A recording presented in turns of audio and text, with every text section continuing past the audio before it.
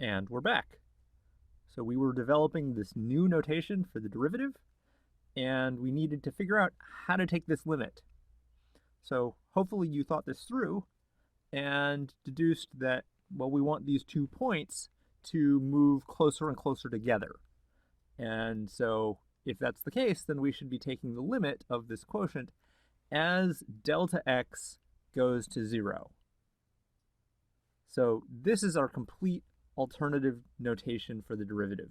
It's the limit of f of x plus delta x minus f of x, which is the change in f, over delta x, the change in x, as delta x goes to 0. Let's try it out.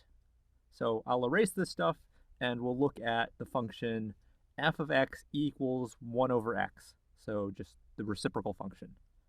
What's f prime of x? Well, let's just plug this stuff in. So we're going to get the limit as delta x approaches 0 of, and then our denominator is going to be delta x, and for the numerator, well, we need f of x plus delta x, so that's going to be the reciprocal 1 over x plus delta x, minus f of x, which is just 1 over x. Now comes the algebra. So we'll have the limit as delta x approaches 0. Our denominator will still be delta x. And our numerator, well, we've got these two fractions. Let's just put them over a common denominator. So our common denominator is going to be x plus delta x times x. And then when we do that, then the numerator is now going to be x minus x plus delta x. Let's keep going.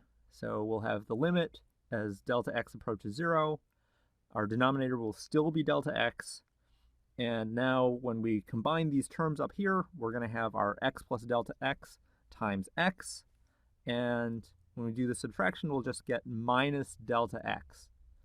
And we're going to get some cancellation. So that's good. We're going to get the limit as delta x approaches 0. And now we're just going to have a minus 1 over this x plus delta x times x. And notice that our denominator is not going to 0 anymore. We've got, as delta x approaches 0, the denominator is just approaching x squared, which is good. And our numerator is, of course, just minus 1, so we're going to get minus 1 over x squared as this limit.